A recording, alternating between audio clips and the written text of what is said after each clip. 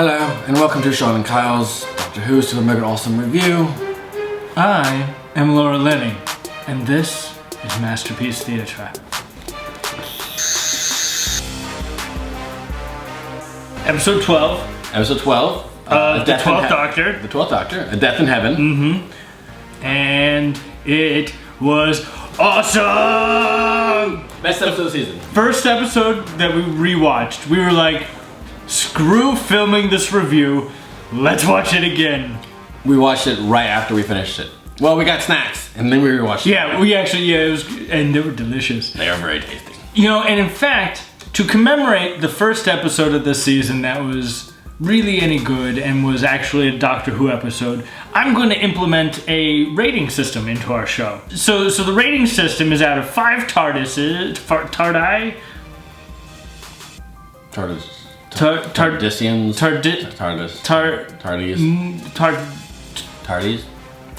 This episode I give 4.5 out of 5 Tardies.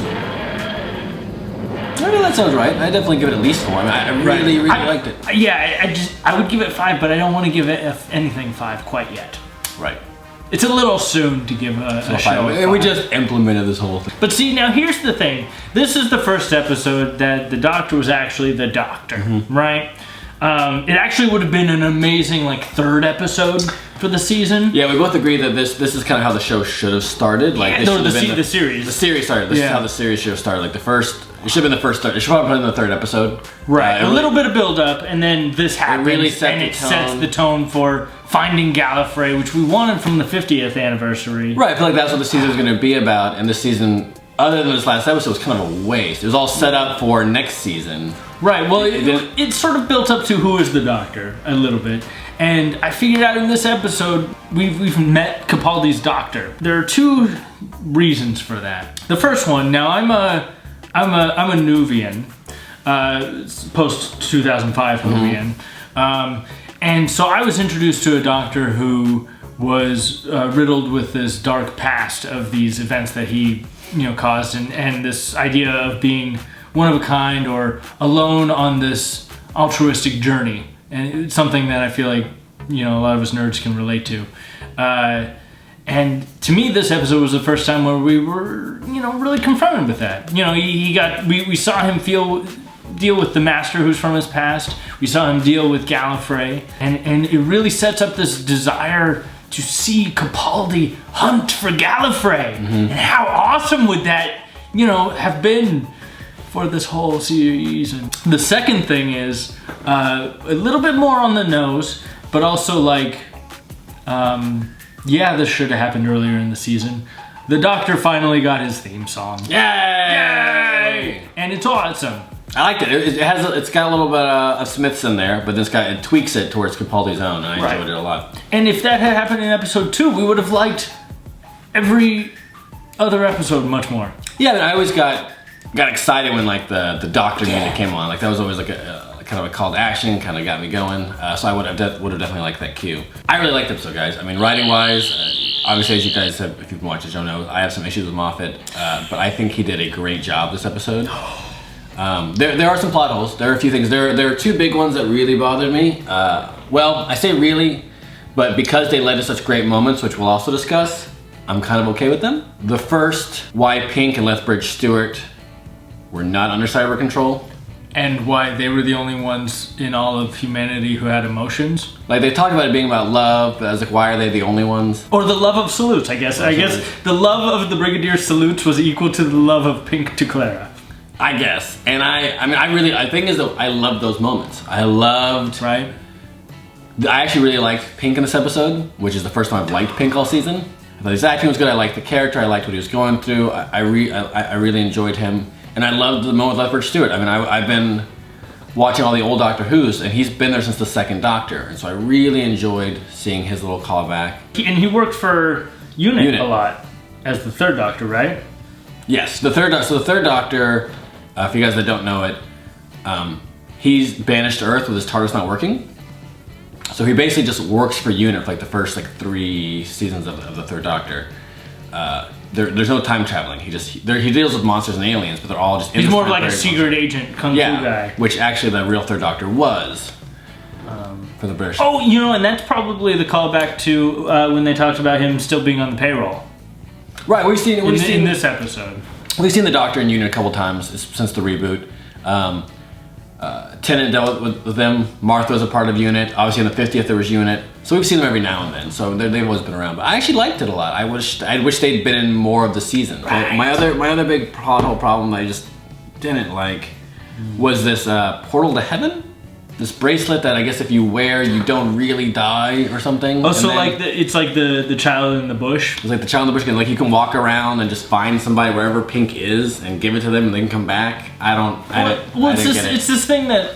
If it was the Doctor never said anything about the bracelet bringing him back earlier in the episode. It's just sort of like happened, like the... What doesn't make sense? I don't get how does it does it teleport him away? Like, I don't know, it didn't make sense. But it led to such a great next moment. Oh, the next moment is so beautiful and couldn't have happened without something similar to that plot hole. Right. So what was great about that last moment with Claire and the Doctor is they both are lying to each other so that the other can be happy. The Doctor is telling Clara, I found Gallifrey, I'm gonna go there, everything's gonna be fine, because he wants her to stay with Pink and to not worry about him. She does the same thing. She wants the Doctor to be able to go home and be happy and not worry about her, so she tells him that she's fine and that her and Pink will be totally happy. And obviously both of them are lying because the Doctor didn't find Gallifrey and Pink is dead. And it led to this one of these lines that I think were just gonna haunt me forever. But it was about the hugging and how the Doctor hates hugs because it hides... Never trust a hug because it hides a face or something right, like that. And so now I will never ever trust a hug ever again. Side hugs! Face is still seeing them. I see the face. But I said it was a great moment. It was a great way to leave off that episode. I really wish we had the whole season like this. Yeah. In this kind of same vein. I wish we had Missy the entire season doing what she actually does. She was. I was so annoyed by her the whole time until this last episode, and she was so good. She's so amazing. That actress was so good. The character was so well written. It's such a cool new twist on the Master. Now we actually went frame by frame, and she does get hit by a laser. Yeah, but it's the same blue that she used earlier in the episode to teleport. And for all we know, the Cybermen are programmed to not be able to hurt her. I don't know, but... Right, it could have been a teleportation ray gun. Which would be cool. It could have been something like that. Either way, if they don't bring her back, it would be criminal. Because she's amazing. She's so good. I love this new relationship. And I love that what they played about that they were friends. Which, and I'm still watching all the old Doctors, so I might not have caught it yet. It felt new to me, but it was great because also... The Mistress was trying to show the Doctor they're one and the same, that they can be friends by giving him an army and seeing that he would do the same thing the Master would do. And we learned obviously the Doctor is different, but I like that the Mistress' whole thing was that wanted to give the Doctor something to bring his friend back and prove that they're not so different. The best villains don't think of themselves as villains per se. Right. The best villains usually think they're the good guy. Yeah, and or have such a relatable desire in them. And the Master's always been pretty obviously evil in a lot of ways. Yeah. So this kind of thing of like wanting to bring order, like giving the Doctor thing to where like it's still about ruling. But he's like, but you're a good guy, so you'd rule a good way. And I really like that a lot. And the actress was just brilliant. And I mean now obviously she did something that I know a lot of us are upset about. What did she do? She vaporized our embodiment. No! She killed Osgood. Osgood! This character, Osgood, embodies all of us fangirls. Is that PC? Fan people. We're fan people. Okay, I'm a fangirl and I'm proud of it. Within the course of maybe 15 minutes on screen. Total. Between the 50th and this, you probably only had 15, 20 minutes on screen max. We pretty much all relate to her. When she came back in this episode, I think we cheered with glee. Super Overseer. Yeah, and then even the Doctor hints at making her the next companion. Right. He starts his speech and is like, "That's one for the bucket list. You're gonna be on the TARDIS all through time and space." And like she gets excited. We want that too because she's great. And her life dream has been to meet the Doctor, to run the Doctor. She idolizes and emulates the Doctor and her clothing and what she does and why she probably became what she. And Moffat. vaporizes her, and then steps upon her glasses, our glasses, spitting upon our souls as if we are nothing to him. That's how Kyle feels about it. I totally get it, because look, I think he did it because we need to see the master being evil, and the master has to kill someone that we actually care about. And it can't be Clara, and it can't be the Doctor, so we're very limited since those are the 2 stars of the show.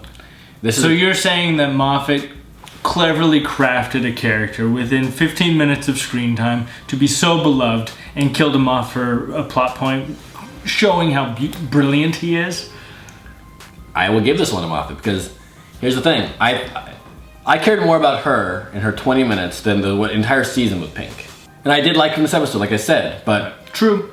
I felt more when Osgood died than when Pink sacrificed himself. I still thought it was a great moment. And the lines Clara had with him were beautiful. They did a great job on that. But the whole season wasn't me building up to me liking Pink. But yeah, I mean, I get it. Like, Batman's not gonna die in an issue, so you can kill Batman's friend Marcia, because that way it means something. Robin's expendable, apparently. We've lost a few rounds. They all come back though. They're downloaded from a Heaven database. That's still confusing to me, but it's just like how Pink apparently is chilling out in some Heaven world that he can send. I don't know. That's weird. Whatever. Other than that, I actually really enjoyed it. I wish this had set the tone for the whole thing. I wish the entire season had been about them trying to find Gallifrey. It gets me really excited for next season. Yeah, I'm super excited for next season, but there's very little I want to rewatch from this past season. Yeah, I would pretty much just watch this one. Christmas episodes are fun. I love Christmas episodes! You know, and so that's going to be exciting. I love Nick Frost! Right? Well, and Santa! And any character or actor's name to cast as Santa is that's just pure genius. I'm surprised we didn't think about it before. Nick Frost as Santa. Super exciting. Yeah, that'd be good. Thank you so much for watching this with us. Thanks for sticking with us, guys. We love hearing your thoughts. I know you don't always agree with us, but that's sort of part of the fun of this fandom. That's so fun kind of talking about it and getting people's different viewpoints, because look, we're obviously not always right, it's just not what we think. So I love hearing what you guys say. This was a lot of fun. Thank you guys so much for tuning in. I'm Kyle. I'm Shawn. Signing off.